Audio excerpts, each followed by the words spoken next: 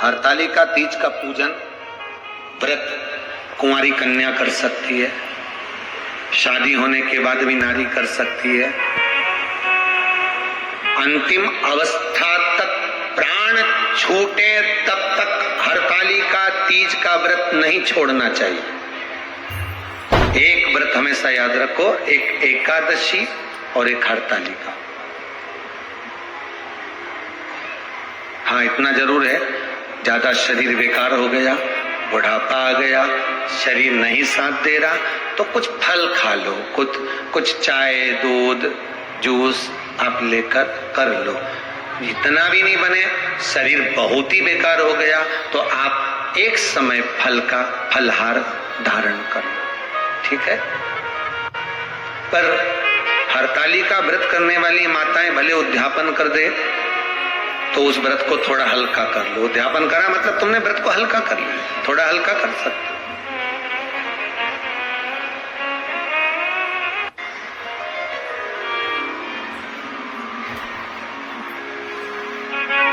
हरतालिका तीज का जो व्रत का उद्यापन करते हैं उसमें 5 चीज रखते हैं, 5 कपड़े स्त्री के, 5 कपड़े पुरुष के, 5 तरह का अनाज, 5 तरह का फलहार, 5 तरह का फल।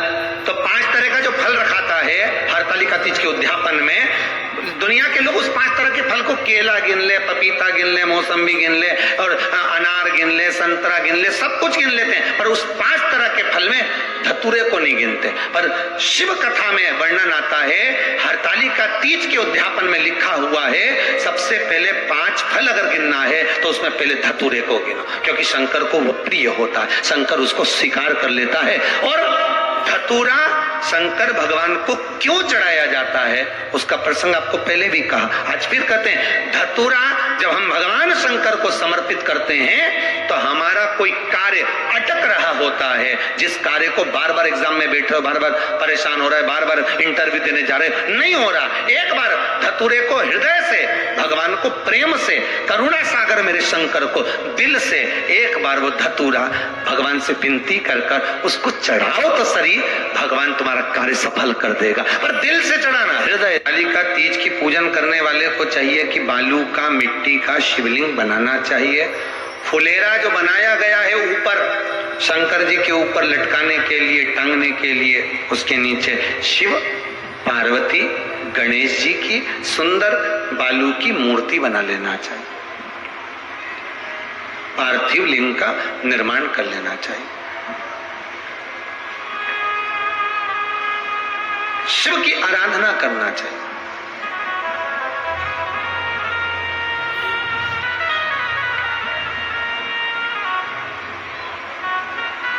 जो फल आपके पास में हो शंकर को समर्पित करना चाहिए, पूजन करना चाहिए, आराधना करो। सबसे पहली पूजन हरतालिका तीज की प्रदोष काल के अंतर्गत हो जाना चाहिए। शाम के समय पर प्रयास करो प्रदोष काल के समय पर पहली पूजन हो जाए तो ज्यादा अच्छा।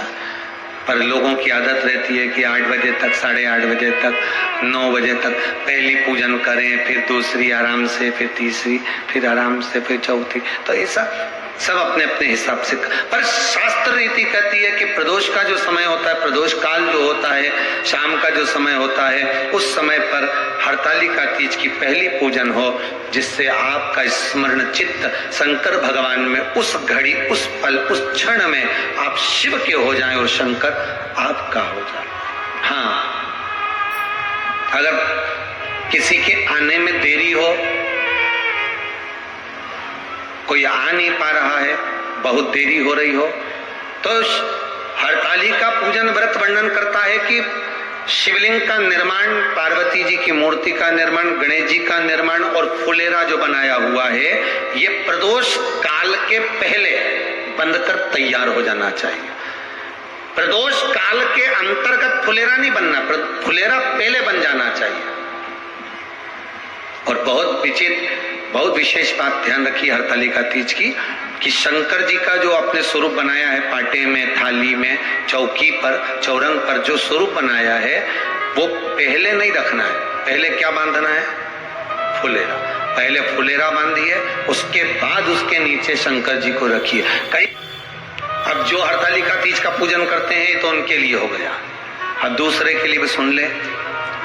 जो नारी हरतालिका तीज का पूजन नहीं करती, व्रत नहीं करती, साधना नहीं करती, उसके लिए भी कहा गया कि आप अगर ये व्रत नहीं करते हो तो एक कार्य जरूर करना, कहीं पर फुलेरा बंधा हो, हरतालिका की पूजन हो रही हो, 5 मिनट 10 मिनट निकालकर अपने आसपास के किसी पौधे में से पत्तियां लेकर या पुष्प लेकर, 5 वृक्ष की पत्ती या 5 वृक्ष के पुष्प लेकर शंकर भगवान को जब पूजन हो रही हो, 5 मिनट माताएं जब पूजन कर रही हो, तब आप भी उस पुष्प को, उस पत्तियों को शंकर को समर्पित कर सकते हो। ये नहीं चढ़ा सकते तो 5 फल नहीं चढ़ा सकते तो 5 कुछ भी पुष्प आदि का आप शिव को समर्पित कर।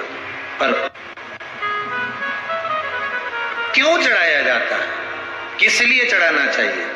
तो कहा कन्या स्त्री अगर मान लो हरतालिका का व्रत नहीं करती, पूजन नहीं करती, आराधना नहीं करती, तो वो कन्या, वो नारी, वो स्त्री, वो पुरुष कार्य तो बहुत करेगा, दुकान भी 4 चलाएगा, व्यापार भी बढ़ाएगा, पर संपदा को जोड़ नहीं पाएगा। 1 रुपए कमाएगा, 1.25 रुपए खर्च वाला काम चलेगा।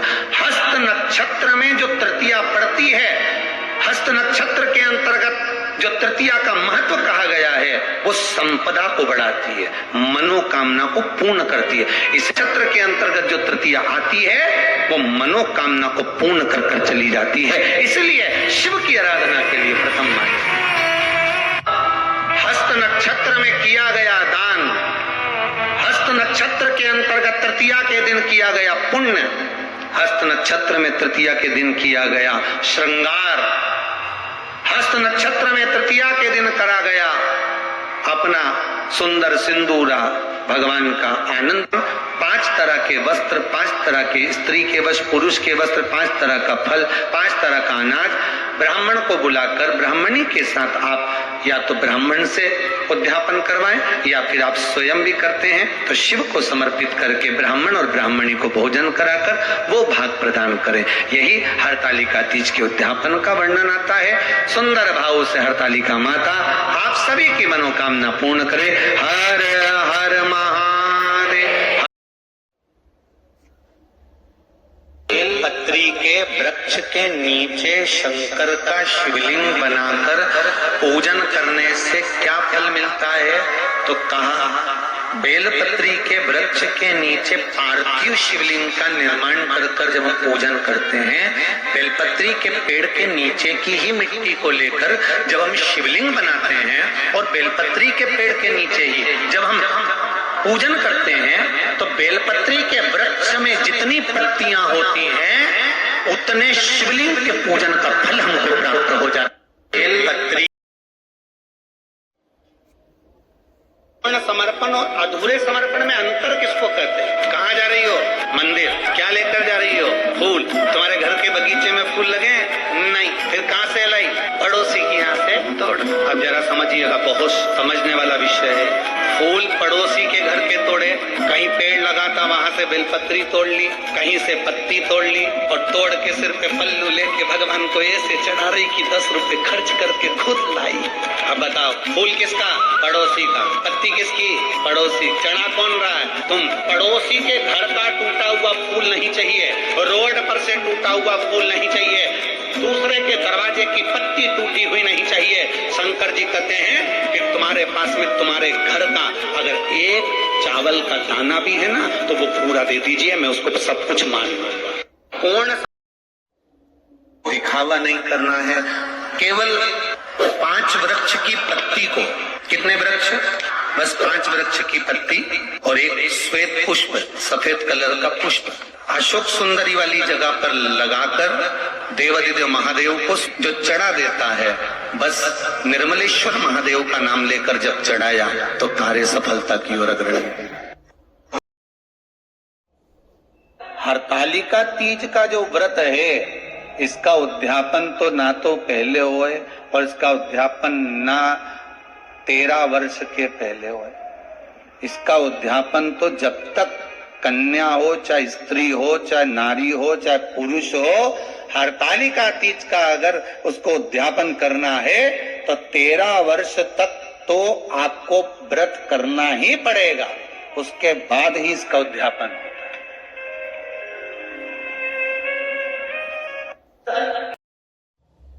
26 अगस्त हरतालिका तीज है। आज प्रदोष काल में अपनी कामना करके शिवलिंग पर 5 बेलपत्र समर्पित करके एक लोटा जल अवश्य समर्पित करें, आपकी मनोकामना पूरी होगी।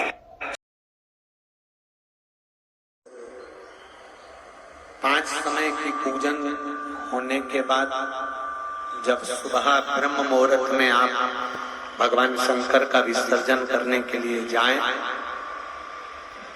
पांचवी आरती जब पूरी हो जाए, भगवान से प्रार्थना वगैरह सब हो जाए, सिंदूरा चढ़ जाए, सिंदूरा मस्तक लग जाए, पूरा क्रम होने के बाद में, पूरी पूजन होने के बाद में जब भगवान देवादिदेव महादेव को विसर्जन के लिए लेकर जाएं, उससे पहले फुलेरे को खोल लेना चाहिए और फुलेरे की जितनी पत्ती फूल, इसमें ये जरूरी नहीं है कि कौन सी पत्ती लगाना है, कौन सा फूल लगाना है, जो फूल आपको मिल जाए।